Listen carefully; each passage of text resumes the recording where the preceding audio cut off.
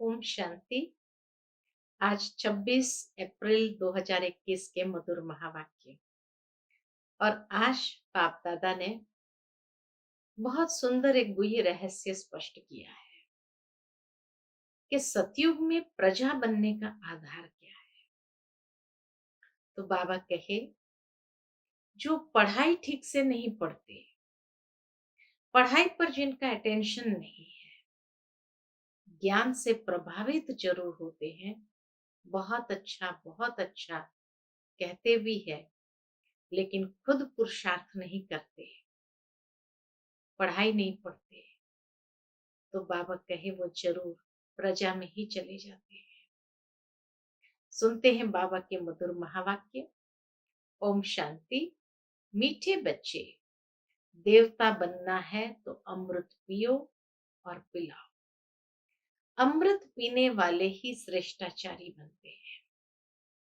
प्रश्न है, इस समय सतयुगी प्रजा किस आधार पर तैयार हो रही है?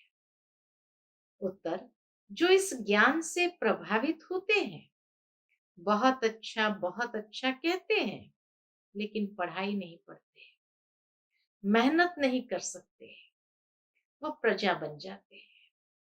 प्रभावित होना माना प्रजा बनना।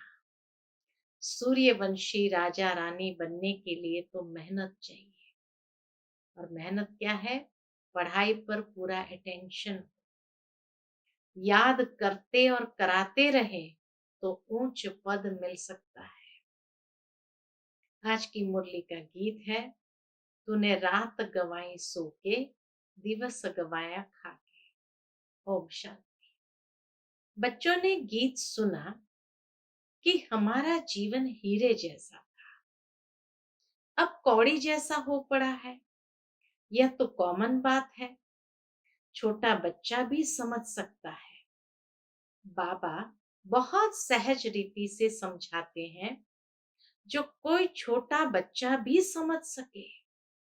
सत्यनारायण की कथा सुनाते हैं तो छोटे छोटे बच्चे भी बैठ जाते हैं, परंतु वह सत्संगों आदि में जो सुनाते हैं वह सब है कथाएं। कथा कोई ज्ञान नहीं, बनी बनाई कहानियां हैं। लीलावती कलावती की कहानी है, सत्यनारायण की कथा क्या है वो तो मालूम ही नहीं। इसीलिए बाबा कहे बनी बनाई कहानियां हैं। गीता की कहानी, रामायण की कहानी, भिन्न भिन्न शास्त्र है। जिनकी कहानियां बैठ सुनाते हैं वह सब है कथाएं। कहानियों से कोई फायदा होता है क्या?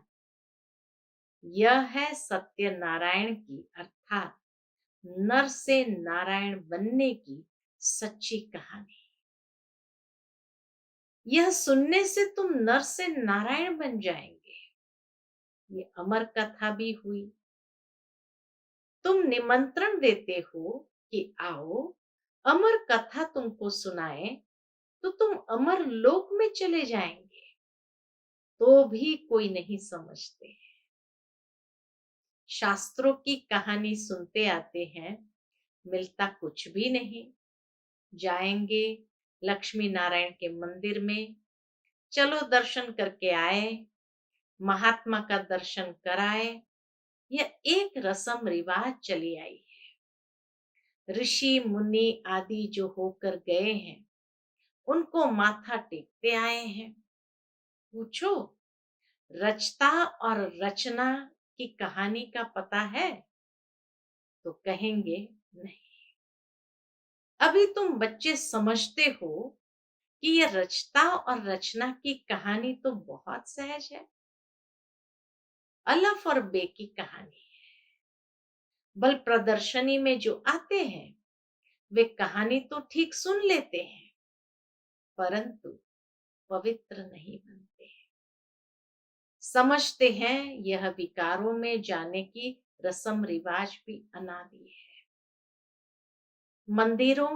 मंदिर में देवताओं के आगे जाकर गाते हैं, आप संपूर्ण निर्विकारी हो। फिर बाहर आकर कहते हैं विकार में जाना तो अनादि है। देवताओं के आगे जाकर महिमा गाएंगे, आप संपूर्ण निर्विकारी हो, हम तो पतित विकारी हैं। फिर बाहर आकर कहते हैं विकार में जाना तो अनादि है, इस बिगर दुनिया कैसे चलेगी। लक्ष्मी नारायण आदि को भी तो बच्चे थे ना, ऐसे कह देते हैं तो ऐसो को क्या कहें। बाबा भी वंडर खाते, ऐसो को क्या कहे। मनुष्य का लकब यानी मर्तबा तो दे न सके, मनुष्य का मर्तबा तो दे न सके। देवताएं भी मनुष्य थे, कितने सुखी थे। देवताएं भी मनुष्य थे, कितने सुखी थे। लक्ष्मी नारायण के राज्य में तुम बच्चों को बाबा बहुत सहज बात बताते हैं। बरोबर यहाँ भारत में ही स्वर्ग था, लक्ष्मी नारायण का राज्य था, चित्र भी है। यह तो सब मानेंगे कि सतयुग में उन्हों का राज्य था, वहां कोई दुखी नहीं था। सतयुग में कोई भी दुखी नहीं था, संपूर्ण निर्विकारी थे। उन्हों के मंदिर भी बड़े बड़े बने हुए थे। उन्हों को 5000 वर्ष हुए, अभी वह नहीं है। अभी तो कलयुग का अंत है। मनुष्य आपस में लड़ते झगड़ते रहते हैं। भगवान तो ऊपर ही रहते हैं निर्वाण धाम में, असल में हम आत्माएं भी वहां रहती है, यहाँ पाठ बजाने आती है। पहले हम लक्ष्मी नारायण के राज्य में थे, वहां बहुत सुख आनंद था। लक्ष्मी नारायण के राज्य में बहुत सुख आनंद था। फिर हमको 84 जन्म लेने पड़े। गाया भी जाता है 84 का चक्र। हमने सूर्यवंशी में 1250 वर्ष राज्य किया, वहां अथाह सुख था, संपूर्ण निर्विकारी थे, हीरे जवाहरत के महल थे। हमने राज्य किया, फिर 84 जन्मों में आना पड़ा। यह वर्ल्ड की हिस्ट्री ज्योग्राफी का चक्र फिरता रहता है। आधा कल्प सुख था, राम राज्य में थे, फिर मनुष्य की वृद्धि होती गई। धीरे धीरे मनुष्य की वृद्धि होती गई। सतयुग में 9 लाख थे, सतयुग अंत में वृद्धि होकर 9 लाख से 2 करोड़ हो गए। सतयुग आदि में 9 लाख, सतयुग अंत में 2 करोड़, यानी त्रेता के आदि में 2 करोड़ हो गए। फिर 12 जन्म त्रेता में बहुत सुख चैन में थे, एक ही धर्म था। फिर क्या हुआ? बाबा कहानी सुनाते हैं, फिर क्या हुआ? फिर रावण राज्य शुरू हुआ। तो त्रेता आदि में 2 करोड़, त्रेता अंत में 33 करोड़। फिर क्या हुआ? तो फिर रावण राज्य शुरू हुआ। राम राज्य और रावण राज्य देखो बहुत सहज रीति से समझाता। छोटे छोटे बच्चों को भी ऐसे बताना चाहिए। और क्या हुआ? फिर आगे क्या हुआ? बड़े बड़े सोने हीरे जवाहरतों के महल अर्थक्वेक में अंदर चले गए। भारतवासियों के विकारी बनने से ही अर्थक्वेक हुई। निर्विकारी दुनिया थी, फिर जैसे ही विकारी दुनिया आरंभ हुई तो एकदम धरती भी कांप उठी, अर्थक्वेक हुई। फिर रावण राज्य शुरू हुआ, पवित्र से अपवित्र हो गए। कहते भी है सोने की लंका अंदर चली गई। कुछ तो बचा होगा ना, जिससे फिर मंदिर आदि बनाए होंगे। भक्ति मार्ग शुरू हुआ, रावण राज्य शुरू हुआ, पवित्र से अपवित्र बने। फिर बाबा कहे भक्ति मार्ग शुरू हुआ, मनुष्य विकारी होने लगे। फिर रावण राज्य चला तो आयु भी कम हो गई। हम निर्विकारी योगी से विकारी भोगी बन गए। देवताएं निर्विकारी योगी थे और फिर वह विकारी भोगी बन गए। यथा राजा रानी तथा प्रजा सब विकारी बन गए। ये कहानी कितनी सहज है। छोटी छोटी बच्चियां भी ये कहानी सुनाए तो बड़े बड़े आदमियों का मुंह नीचा हो जाए। अभी बाप बैठ सुनाते हैं, वही ज्ञान का सागर पतित पावन है। अच्छा, द्वापर में भोगी पतित बन गए, फिर और धर्म भी शुरू होते गए। अमृत का जो नशा था वह खलास हो गया। सतयुग त्रेता में अमृत का जो नशा था वह खलास हो गया। लड़ाई झगड़े होने लगे। द्वापर से लेकर हम गिरे, कलयुग में हम और ही विकारी बने। पत्थर की मूर्तियां बनाते रहे, हनुमान गणेश की। पत्थर बुद्धि होने लगे तो पत्थर की पूजा करने लगे। कितनी अच्छी कहानी बाबा सुना रहे हैं। समझते थे कि भगवान पत्थर ठिक्कर में है। ऐसे करते करते भारत की ये हालत हो गई। अब फिर बाप कहते हैं, विष छोड़ अमृत पीकर पवित्र बनो और फिर राजाई हो। विष छोड़ो तो फिर तुम मनुष्य से देवता बन जाएंगे, परंतु विष छोड़ते नहीं। विष के लिए कितना मारते, तंग करते हैं। तब तो द्रौपदी ने पुकारा ना, तुम समझते हो कि अमृत पीने बिगर हम देवता कैसे बनेंगे। सतयुग में तो रावण होता ही नहीं।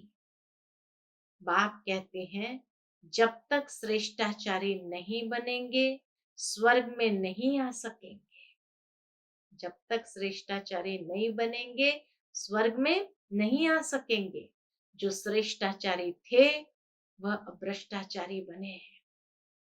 फिर अब अमृत पीकर श्रेष्ठाचारी बनना है। बाप कहते हैं, माम एकम याद करो। क्या गीता भूल गए हो? गीता रची मैंने, नाम डाल दिया कृष्ण का। इन लक्ष्मी नारायण को ये राजाई किसने दी? जरूर भगवान ने दी होगी। हाँ? जरूर भगवान ने दी होगी। अगले जन्म में भगवान ने राजयोग सिखाया, नाम फिर डाला है कृष्ण का। तो समझाने की प्रैक्टिस करनी चाहिए। बहुत सहज कहानी है। बाबा को कितना समय लगा? आधे घंटे में इतनी सहज बात भी समझ नहीं सकते। इसलिए बाप कहते हैं, सिर्फ एक छोटी कहानी बैठ इसको समझाओ। हाथ में चित्र लो। सतयुग में लक्ष्मी नारायण का राज्य, फिर त्रेता में राम सीता का राज्य, फिर द्वापर में रावण का राज्य हुआ। कितनी सहज कहानी है। बरोबर हम देवता थे, फिर क्षत्र वैश्य शूद्र बने। अभी अपने को देवता न समझने कारण हिंदू कह देते हैं। धर्म श्रेष्ठ कर्म श्रेष्ठ से धर्म भ्रष्ट कर्म भ्रष्ट बन पड़े। कहाँ धर्म श्रेष्ठ कर्म श्रेष्ठ से धर्म भ्रष्ट कर्म भ्रष्ट बन पड़े हैं। ऐसी छोटी छोटी बच्चियां बैठ भाषण करे तो सारी सभा में हेर हेर हो जाए, है ना, वाह वाह हो जाए। बाबा सभी सेंटर्स वालों को सुना रहे हैं। अब यह बड़े बड़े नहीं सीखते हैं तो छोटी छोटी कुमारियों को सिखाओ। बाबा क्या कहे, बाबा सभी सेंटर्स वालों को सुना रहे हैं।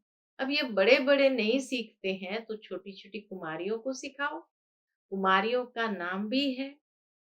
दिल्ली बॉम्बे में बहुत अच्छी अच्छी कुमारियां हैं, पढ़ी लिखी है। उनको तो खड़ा हो जाना चाहिए। कितना नाम कर सकती हो। अगर कुमारियां खड़ी हो जाए तो नाम वाला हो जाए। शाहूकार घर की जो है वह मुश्किल हिम्मत रखती है। बाबा ने सर्टिफिकेट दे दिया। शाहूकार घर की जो है वह मुश्किल हिम्मत रखती है।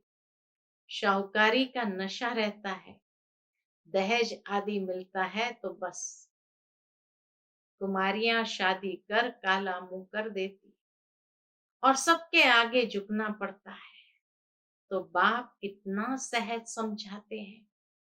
परंतु परंतु क्या, पारस बुद्धि बनने का ख्याल ही नहीं आता। देखो, जो नहीं पढ़ते हैं वह भी आजकल एमपी एमएलए आदि बन गए हैं। पढ़ाई से तो क्या क्या बन जाते हैं। ये पढ़ाई तो बहुत सहज है, औरों को भी जाकर सिखाना चाहिए। परंतु श्रीमत पर नहीं चलते तो पढ़ते भी नहीं। बहुत अच्छी अच्छी कुमारियां हैं, परंतु अपना ही नशा चढ़ा हुआ है। थोड़ा काम किया तो समझती है हमने बहुत काम किया। हम्म, बाबा क्या कहे, थोड़ा काम किया तो समझती है हमने बहुत काम किया है, अभी तो बहुत काम करना है। बाबा क्या कहते हैं, अभी तो बहुत काम करना है। आजकल फैशन में ही कुमारियां रहती है, वहां तो नेचुरल श्रृंगार रहता है। सतयुग में एकदम नेचुरल ब्यूटी, नेचुरल श्रृंगार रहता है। यहाँ तो कितना आर्टिफिशियल श्रृंगार करते हैं। सिर्फ बाल बनाने में ही कितने पैसे देते हैं। यह है माया का फॉर्म। फॉल ऑफ माया, रावण राज्य, फिर राइज ऑफ राम राज्य। अब राम राज्य स्थापन होता है, परंतु तुम मेहनत तो करो ना। तुम क्या बनेंगे अगर पढ़ेंगे नहीं, तो वहां जाकर पाए पैसे की प्रजा बनेंगे। अगर पढ़ेंगे नहीं तो वहां जाकर पाए पैसे की प्रजा बनेंगे। आजकल के बड़े बड़े आदमी वहां की सब प्रजा में आ जाएंगे। शाहूकार लोग सिर्फ अच्छा अच्छा कह अपने धंधे में लग जाते हैं, बहुत अच्छा प्रभावित होते हैं। फिर क्या, आखिर क्या होगा, वहां जाकर प्रजा बनेंगे। प्रभावित माना प्रजा, जो मेहनत करते हैं वह राम राज्य में आ जाएंगे। समझानी तो बहुत सहज है। इस कहानी के नशे में कोई रहे तो बेड़ा पार हो जाए। हम शांति धाम में जाएंगे, फिर सुख धाम में आएंगे। बस याद करते कराते रहना है, तभी ऊंच पद पाएंगे। अटेंशन पढ़ाई पर देना है। चित्र हाथ में हो, जैसे बाबा जब लक्ष्मी नारायण की पूजा करते थे तो चित्र जेब में पड़ा रहता था। चित्र छोटे भी है, लॉकेट में भी है, उन पर समझाना है। यह है बाबा, उन द्वारा वर्षा मिल रहा है। अब पवित्र बनो, बाप को याद करो। कितनी नॉलेज है इस मेडल्स बैज में। बाबा हमेशा बैज को मेडल्स कहते हैं। तो कितनी नॉलेज है इस इन मेडल्स में, इनमें सारा ज्ञान है। इस पर समझाना बहुत सहज है। सेकंड में बाप से स्वर्ग की जीवन मुक्ति का वर्षा कोई भी समझाए तो जीवन मुक्ति पद का अधिकारी बन जाए। बाकी पढ़ाई अनुसार उच्च पद पाएंगे। हाँ? बाबा कहे कोई भी समझाए तो जीवन मुक्ति पद के अधिकारी तो बन जाए, बाकी पढ़ाई अनुसार उच्च पद पाएंगे। स्वर्ग में तो आएंगे ना, पिछाड़ी में आएंगे तो सही, पिछाड़ी में तो आएंगे सही ना। वृद्धि तो होनी है। देवी देवता धर्म ऊंच है, वह भी तो बनेंगे ना। प्रजा तो लाखों बनेगी। सतयुग अंत तक 2 करोड़ बाबा ने कहा, तो लाखों बनेगी। सूर्यवंशी बनने में मेहनत है। सर्विस करने वाले ही अच्छा पद पाएंगे, उनका नाम भी बाला है। सर्विस करने वालों का नाम भी बाला है। आज बाबा किसको किसको याद करते हैं। कुमार का है, जनक है, अच्छा सेंटर संभाल रही है, कोई खिटपिट नहीं है। बाप कहते हैं see no evil, talk no evil, फिर भी ऐसी ऐसी बातें करते रहते हैं। ऐसे ऐसे क्या जाकर बनेंगे? इतनी सहज सर्विस भी नहीं करते हैं। इतनी सहज सर्विस की युक्ति बाबा बताते, बाबा कहे इतनी सहज सर्विस भी नहीं करते।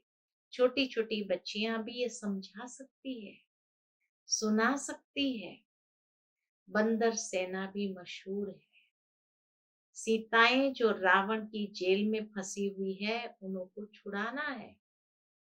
कथाएं तो क्या क्या बना दी है। ऐसे ऐसे कोई भाषण करे, बाकी सिर्फ कहते हैं फलाना बहुत प्रभावित हुआ। पूछो तुम क्या बनना चाहते हो? सिर्फ दूसरों को कहेंगे इनका ज्ञान बहुत अच्छा है, खुद समझते कुछ भी नहीं। इससे क्या फायदा? बाबा कहे इससे क्या फायदा होगा? जो खाली कह दे कि हाँ दूसरों को समझना चाहिए, इनका ज्ञान बहुत अच्छा।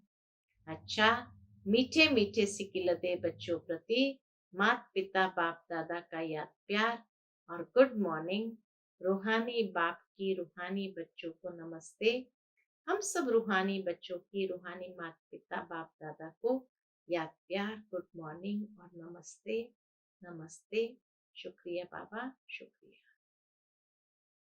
आज की मुरली से धारणा के लिए मुख्य सार है। पहली पॉइंट, पारस बुद्धि बनने के लिए पढ़ाई पर पूरा पूरा ध्यान देना है। श्रीमत पर पढ़ना और पढ़ाना है। हद की शाहूकारी का नशा, फैशन आदि छोड़ इस बेहद सेवा में लग जाना है। दूसरी बात, hear no evil, see no evil, talk no evil, think no evil, do no evil। कोई भी व्यर्थ बातें नहीं करनी है। किस पर प्रभावित नहीं होना है। किसी पर भी प्रभावित नहीं होना है। सबको सत्यनारायण की छोटी सी कहानी सुनानी है। आज सुनाई ना बाबा ने, कितनी अच्छी सत्यनारायण की कथा सुनाई कि सत्यनारायण सतयुग में कैसे श्री लक्ष्मी नारायण बने, पढ़ाई के आधार से बने, भगवान ने उनको बनाया। फिर सतयुग में बहुत अच्छे से निर्विकारी बन करके राज्य किया। फिर त्रेता युग राम राज्य आया, वहां 2 करोड़ हो गए, 33 करोड़ तक चले। फिर रावण राज्य शुरू हुआ और फिर विकारी बने तो धरती कंपी हुआ, भूकंप भी आए, धरती भी कांप उठी। और फिर तो और धर्म स्थापक भी आए, गुरु लोग भी आए। और कलयुग में तो कितने पतित बन गए। तो ये सत्यनारायण की कथा बाबा ने कितने अच्छे से सुनाई। आज की मुरली का मीठा वरदान है, नॉलेज की लाइट माइट द्वारा अपने लक को जगाने वाले सदा सफलता मूर्त भव। नॉलेज की लाइट माइट द्वारा अपने लक को जगाने वाले सदा सफलता मूर्त भव। जो बच्चे नॉलेज की लाइट और माइट से आदि मध्य अंत को जानकर पुरुषार्थ करते हैं, उन्हें सफलता अवश्य प्राप्त होती है। सफलता प्राप्त होना भी लक की निशानी है। नॉलेजफुल बनना ही लक को जगाने का साधन है। नॉलेज सिर्फ रचयिता और रचना की नहीं, लेकिन नॉलेजफुल अर्थात हर संकल्प, हर शब्द और हर कर्म में ज्ञान स्वरूप हो, तब सफलता मूर्त बनेंगे। अर्थात ज्ञान की हर बात को मनसा वाचा कर्मणा में उतारी हुई हो, तब सफलता मूर्त बनेंगे। अगर पुरुषार्थ सही होते भी सफलता नहीं दिखाई देती है, तो यही समझना चाहिए कि यह असफलता नहीं, परिपक्वता का साधन है। वो असफलता हमें परिपक्व बनाती है। अनुभवी बनाती है। तो बाबा कहे यह असफलता नहीं है, परिपक्वता का साधन है। कितनी पॉजिटिव बात बाबा ने, कि उदास नहीं हो जाओ कि असफलता क्यों मिल रही है, लेकिन यही हमें अनुभवी बनाती है, मैच्योर बनाती है, तो परिपक्व हो जाते हैं, तो आगे कभी असफल नहीं होंगे। आज का स्लोगन है, न्यारे बनकर कर्मेंद्रिय से कर्म कराओ, तो कर्मातीत स्थिति का अनुभव सहज कर सकेंगे। कल कर्मातीत की कोई ये परिभाषा हम सभी ने सुनी, तो बाबा क्या कहे, स्लोगन के रूप में बाबा ने ये बात आज दे दी, न्यारे बनकर कर्मेंद्रिय से कर्म कराओ, तो कर्मातीत स्थिति का अनुभव सहज कर सकेंगे। अच्छा, ओम शांति।